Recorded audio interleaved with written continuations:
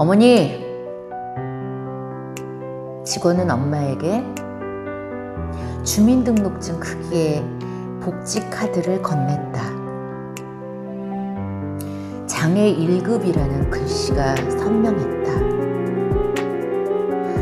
엄마는 혼잣말을 하면서 슬픔을 눌렀다. 세상에서 가장 슬픈 생일 선물을 받았구나. 생일 축하한다, 마지야.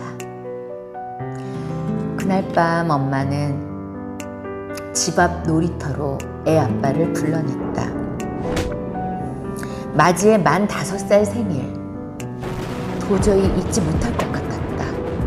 엄마는 꽁꽁 싸맸던 속내를 그제야 털어놨다. 여보, 미안해요. 자폐아를 낳은 엄마. 세상이 만든 주홍 글씨가 엄마의 몸에 쓰여 있었다. 시간이 약일했다. 눈물을 흠뻑 쏟았던 엄마의 마음에도 봄바람이 스며들었다. 그래, 자폐아라도 즐겁게 키우자. 수없이 다짐한 덕이었다. 예쁜 둘째도 엄마의 즐거움이었다. 마지가 6살, 둘째가 4살이던 어느 날, 엄마의 휴대전화가 시끄럽게 울려댔다. 평소 친하게 지내던 단골 분식집 여사장의 전화였다. 아니, 대낮에 어쩐 일이세요? 그 집 둘째가 왜 여기에 있어요? 아침 일찍 어린이집에 간 둘째가 거기 있을 리 없었다. 그 분식집은 어린이집에서 좋게 한 1km 정도는 떨어져 있었다. 게다가 어린이집 방향에서 6차 대로를 건너야 도착할 수 있었다. 아유, 잘못 봤겠지. 아니야, 노란색 윗도리에 치마 입고 있지 않아요?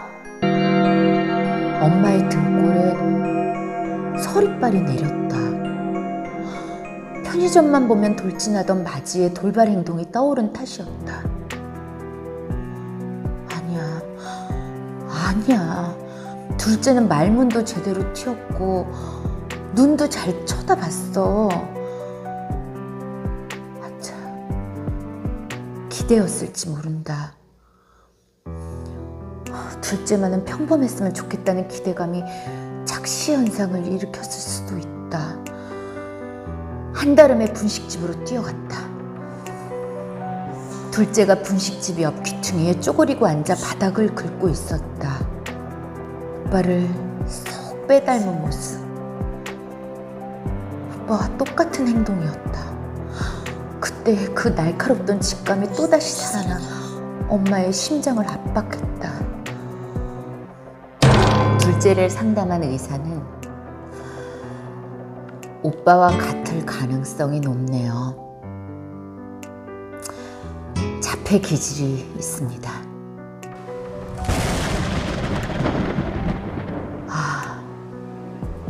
내가 낳은 2 아이가 모두 자폐아. 엄마는 자신이 미웠다. 2 아이를 자폐아로 낳은 자신이 싫었다. 엄마는 가슴을 쾅쾅 쳐댔다. 2 아이는 관심 없는 듯 먼 곳만 뚫어지게 쳐다봤다. 그래, 마지와 둘째는 자폐아였다. 엄마는 몇 년 새 다른 사람이 돼 있었다. 엄마를 잘 쳐다보지 않는, 쓰다듬는 걸 그토록 싫어하는, 특정한 물건에만 집착하는, 반복적인 동작을 하는 작은 변화라도 있으면 참지 못하는 아이 2을 키우느라 진을 뺐기 때문이다. 잊을만 하면 들려오는 지저분한 뒷말도 엄마를 지치게 했다. 아니, 어떻게 둘 다 자폐아야? 아유, 남편이랑 궁합이 안 맞는 거 아니야? 자기는 아니라고 그러던데? 분명히 엄마한테 유전적인 문제가 있을 거야. 엄마는 바깥이 싫어졌고 밤이 무서워졌다. 엄마의 약해진 마음을 파고든 우울증 탓이었다. 둘째가 자폐아 판정을 받은 다음에 제가 사는 아파트 단지에서 우유 배달을 시작했어요. 월, 수, 금 새벽 3시, 5시 1,500가구를 뛰어다녔죠. 저를 걱정하는 가족, 친지분들은 왜 그렇게 몸을 혹사하느냐면서 뜯어 말렸지만 그렇게 하지 않으면 잠을 잘 수가 없었어요. 엄마의 인생은 출구가 보이지 않는 터널 속을 헤매고 있었다. 매일 똑같은 꿈이 엄마를 괴롭혔다. 목이 터져라 소리를 질러도 두 아이는 멀리 달아났다. 엄마의 간절한 부름에 무관심한 것은 현실과 똑같았지만 손을 잡을 수 없는 건 또 다른 공포였다. 손을 막 허우적대다가 깨면 도대체 무서운 생각이 머리를 떠나지 않았다. 두 아이가 자폐아 판정을 받기 전에는 장애인을 둔 부모들이 왜 동반 자살을 하는지 몰랐어요. 뭐 그럴 법도 하죠. 그 마음을 누가 알겠어요. 그런데 막상 이게 제 일이 되니까 그래서였구나 싶더라고요. 제 꿈도 이제는 다른 부모들과 같아졌어요. 뭐냐고요? 아이들보다 딱 하루만 더 사는 겁니다. 공포는 두 아이가 성장할수록 더욱 커졌다. 마지가 초등학교에 입학할 즈음에 정말 크게 달했다. 엄마도 아빠도 걸어보지 않은 자폐아의 길이었기 때문이다. 어떡하지? 일반 학교, 특수학급에 보낼까? 아니면 특수학교에 보내는 게 더 나을까? 과연 적응은 잘 할 수 있을까? 걱정이 한두 개가 아니더라고요. 우려는 기우가 아니었다. 맞이의 입학식 날이었다. 엄마, 아빠, 친정 부모님이 맞이의 입학식을 축하하기 위해 발걸음을 함께 했다. 그런데 정작 맞이와 가족들은 입학식이 열리는 대강당에 들어가지 못했다. 낯선 환경이 여린 마음을 건드린 탓이었는지 맞이는 대강당 입구에서 정말 야단스럽게 자지러졌다. 맞이의 법석을 이기지 못한 엄마는 어쩔 수 없이 교실로 한 걸음 물러났고 결국에는 가족들만의 입학식을 치렀다. 말 그대로 조촐한 입학식이었다. 엄마는 마음을 다잡았다. 그래, 내가 똑바로 서야 한다. 엄마가 흔들리면 아이들도 갈 길을 잃는다. 엄마는 세상과 온몸으로 부딪힐 생각을 하고 있었다. 세상과 담을 쌓았던 엄마는 바꿔야 할 게 많았다. 무엇보다 얽매여 있던 모든 것을 내려놔야만 했다. 바닥까지 떨어진 자존감을 끌어올리는 것도 숙제였다. 엄마는 하루에도 몇 번씩 되뇌었다. 나는 멋진 사람이야. 그러니 너희들도 멋진 아이들이야. 가보지 않은 자폐아의 길. 두 아이보다 먼저 걷기로 했다. 장애인 사춘기를 공부했고 장애인 인권을 배웠다. 용케 강사 자격증도 따냈다. 세상과 조금씩 부딪히니까 용기가 났어요. 그래도 제가 한때 응원단장이었다니까요. 자폐아 2명을 키워서 슬픈 엄마가 아니라 자폐아를 2명이나 키우는 기쁜 엄마라고 생각을 했죠.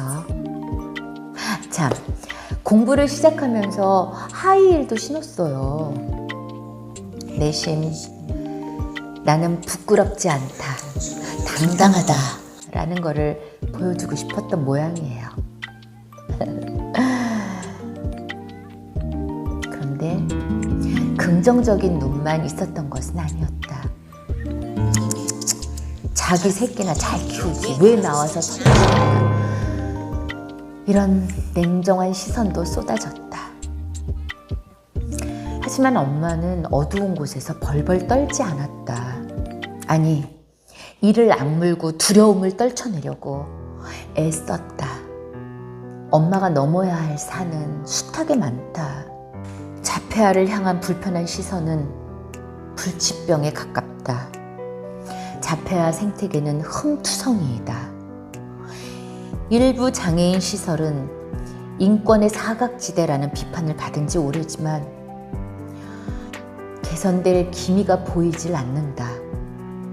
부양 의무자가 있다라는 이유만으로 장애인이 법적 기초생활을 보장받지 못하는 것도 문제다.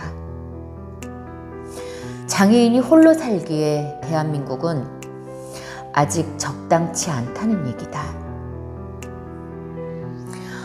엄마는 조용히 입을 열었다. 제가 겉으로는 활기차게 일하지만 마음에는 항상 무거운 짐이 있어요. 내가 죽었을 때 우리 아이들이 살 수 있을까? 인권의 사각지대라고 하는 장애인 시설로 보내지는 거는 아닐까? 자폐아라서 의사 표현도 제대로 못할 텐데. 이런 걱정들이 하루에도 몇 번씩 머리를 때리죠. 엄마들과 함께 자폐아를 위한 텃밭을 더 아름답게 꾸미고 싶어서죠. 법인명도 생각해놨어요. 그게 뭐냐면은 법인명이 엄마가 죽으면.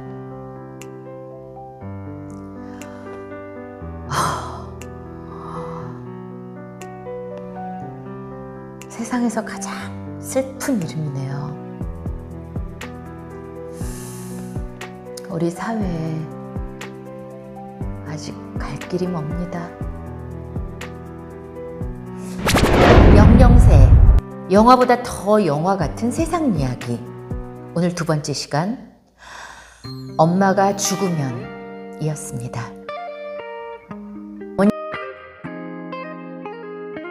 엄마의